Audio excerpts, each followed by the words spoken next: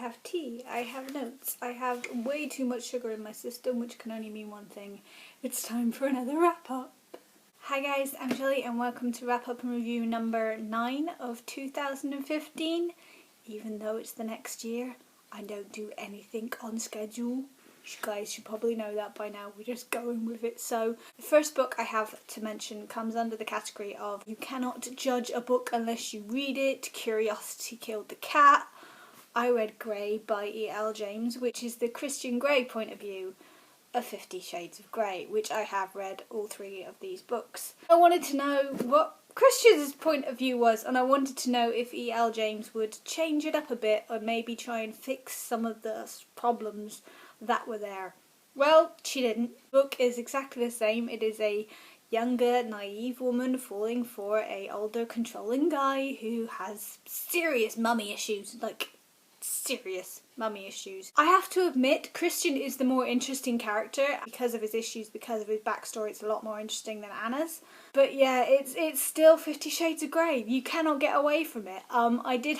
There was a moment I went, oh damn it, I didn't want to like this book. You hear Christian's kind of 5-year-old self, and he was an adorable kid. We were just like, oh, and then it's just like, I'm going, over 50 Shades of Grey, that's worrying. I gave it 1 star. So much potential to fix some of the problems, not taken. Next up, I read or tried to read Lolita by Vladimir Nabokov. This is the story of, again, an older man, but instead of a younger woman, a child. This was on the Rory Gilmore reading list challenge and I've wanted to read it for a while. I've seen the movie. I was hoping it would have some sort of redeeming character that I was missing, but to be honest, it's worse than the flippin' movie. This is the story of Humbert. Humbert, who as a teenager fell for a fellow teenager. They had this kind of relationship, but she tragically died, and he got stuck in that moment right there, and he never grew up. Jump 20-30 years later, he goes to live with a family where there's this young girl named Lolita, and he starts a relationship with her. He is a perpetual Peter Pan. He is just stuck in the moment where his girlfriend from 20 years ago passed away. He practically thinks Lolita is this girl. I was waiting for this story to have something, to have the reason why it is a classic, but I couldn't see it. All I could see was the story of abuse, not just physical but emotional. Lolita herself didn't have any redeeming qualities. She is a manipulative little girl who uses Herbert to get what she wants. I'm not blaming her at all. He still completely abused her. I don't understand this book. I do not know why it is a classic. If you have read it and you understand what the magic is about it, please tell me down below. But I had to drop it after 64 pages. I was done. I couldn't get any further. I gave it 1 star.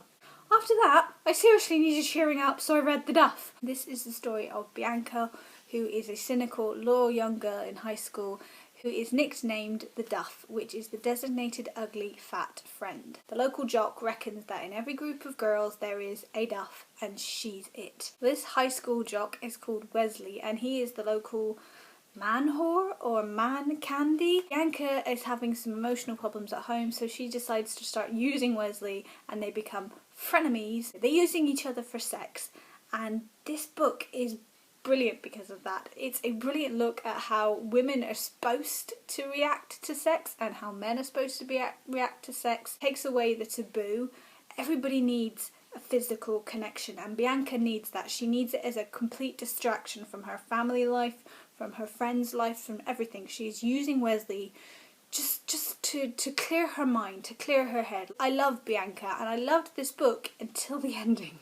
Suddenly felt like just another teen movie. You've got the guy and the girl, and they're trying to get one over on the school, and so they're becoming frenemies and trying to trick people or drive me crazy. If you remember these movies from the noughties years, where life don't work like that. I'm sorry, you can't just fix all your problems like that. It takes time, and I didn't like the ending. But before that, this book was brilliant, and the look at stereotypes and man whores and how men can get away with having lots of sex but women can't. It's a great YA book until the happy ever after. So because of that, it lost a star and it only got 4 stars from me.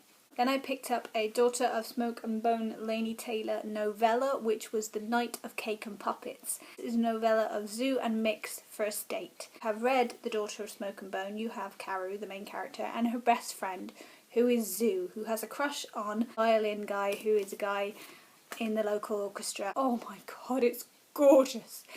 It's funny and romantic. It has all the sarcasm of Daughter of Smoke and Bone. I found as I went on with this series, the funny dropped out of it. But The Night of Cake and Puppets just, you have the sarcasm, you have the cuteness, you have peacock footprints in the snow. Oh, it's just beautiful. I gave it 5 out of 5 stars. Last but not least, I read The Court of Thorn and Roses by Sarah J. Maas, and this was my first Sarah J. Maas read. This is supposed to be a fairy tale retelling of Beauty and the Beast. You have Feyre, who is a heartstrong, headstrong, independent young woman who is looking after her family. In the forest is another kingdom.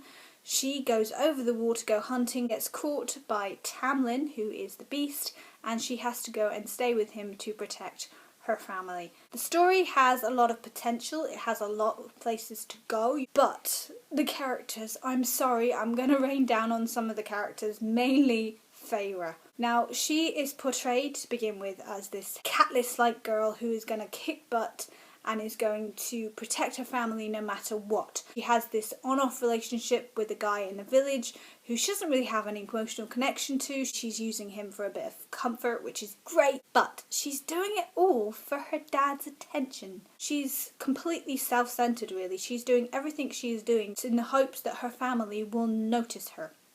Tamlin, the guy, the Beast, well, he's portrayed as Fabio. Do you know those books that are nothing but, oh, I quivered? You had Fabio on the front cover. That's Tamlin. That's all he is. He is completely hollow. All we found out about is how, so say, gorgeous he looks. It does have some redeeming points though, and that is the side characters. Lucien and Rhys are these two sarcastic and slightly evil bad boy side characters are funny and brilliant. I cannot wait to find out about their story. You have a pronunciation page because it's all different kingdoms and different sayings and different names. Sarah J. Maas has written them down exactly how you're supposed to phonetically say them. For me, that was really great because then I could find out what the heck I was reading. I think this has a lot of potential, but for me the characters just didn't click. And with Beauty and the Beast, I think it might actually be the other way around. I think Freya might be the Beast and Tamlin is the Beauty because all they do is talk about how gorgeous Tamlin is. I only gave it 2 out of 5 stars. And so I'm giving it away. I'm giving away this copy, and what is special about this copy is that it is signed, my friends. It has never been read. I haven't damaged it or anything. This is going to be an international giveaway, so anybody anywhere can enter it. Obviously you have to be over 18 or have permission from your parent, guardian, because I'm going to need your address. You have to be a subscriber to this channel and like this video, and also could you comment down below, tell me what's your favourite fairy tale. Any fairy tale. I'm going to leave it open for a month, so comment, like, subscribe, get permission, and you could win a signed edition of The Court of Thorn and Roses by Sarah J. Maas. Ta-da! So comment down below, we can have a nice little natter and enter to win the book if you would like to, and I hope you guys are good, and I will see you guys soon. Bye.